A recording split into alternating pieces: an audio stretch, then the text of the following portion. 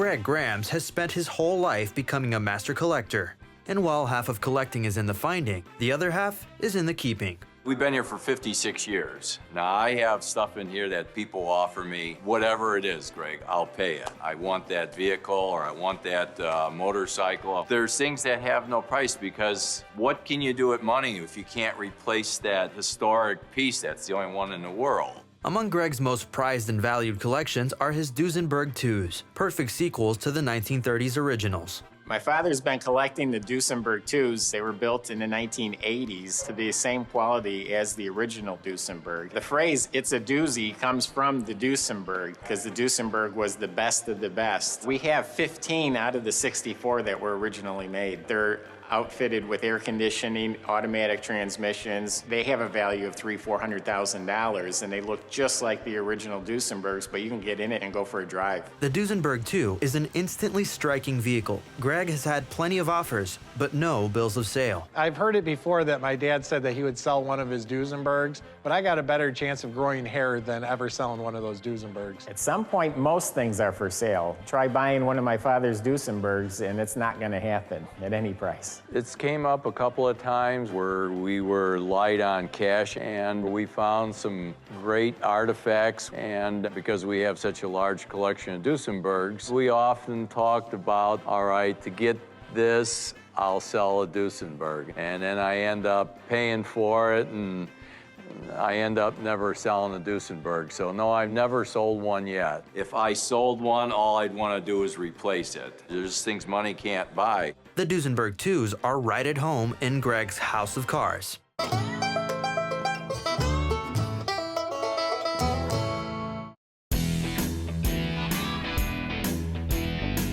The Volo Auto Museum is in a constant state of change, so it's no surprise for the boys when new structures and displays crop up seemingly overnight.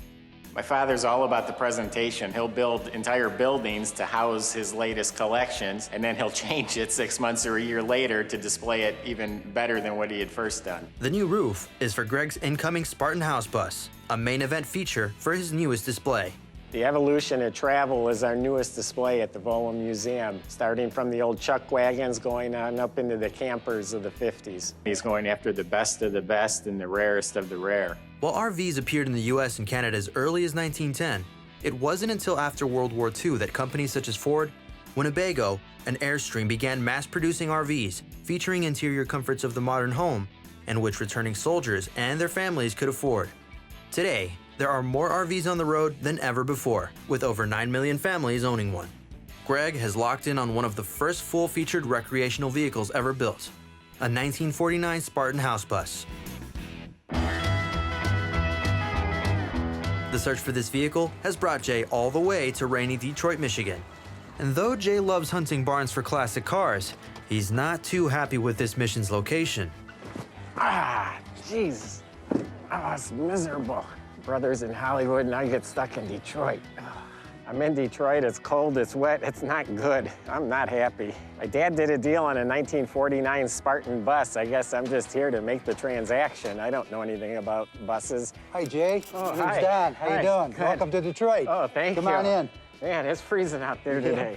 Okay, Jay, it's a 1949 Spartan house bus. It's in pretty good shape. 1964. It's been sitting here. As you can see, it's got all the, bells and whistles, tinted glass.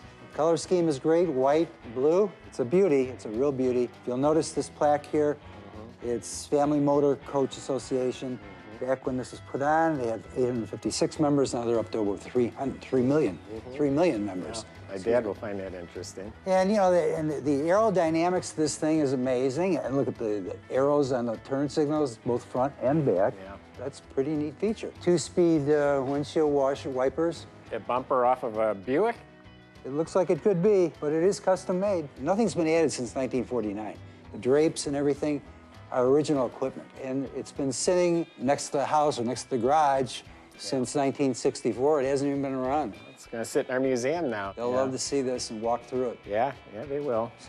But I have to pay for it so we can get it home. The bus has been my family since 1949. My folks traveled all through the Midwest with it, and we enjoyed it. We enjoyed it a lot. The bus has not been changed on the inside or the outside since 1949, really. I think a museum would be a great spot for this. My mother passed. I made the decision it's time to get rid of it. Needs a little cleaning up. Sure, yeah. It runs real well. Well, it's going to get towed home. You know, you could drive it back. No. No, you don't think so? No, I'm going to give you a check and hop in my truck and... Tires are in great shape. home. All the windows open with the screens. Bathroom works. You want to take a look at the inside?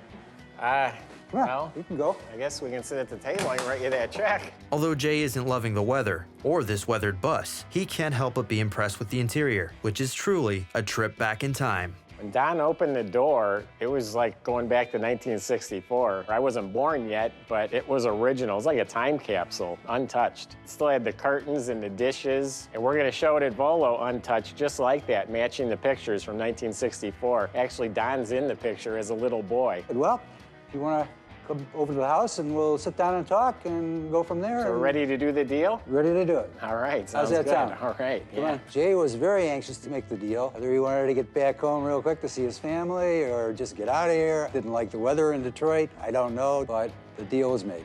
In a way, I'm sad to see it go, but it's going to a good home, and Volo Museum in Volo, Illinois is well known in the Midwest. And speaking to him over the phone, Greg is a very nice gentleman. I'm sure they will take good care of it. It's not long before the 1949 Spartan house bus arrived safely on the Volo Auto Museum lot. It was a successful trip in Detroit. My dad's gonna be happy. This house bus is an artifact that'll be great in the museum, but it just doesn't excite me as much as it does my dad and my brother, but people will enjoy seeing it. Although Jay didn't love the weather in Detroit, he's always glad to bring home a win for the team.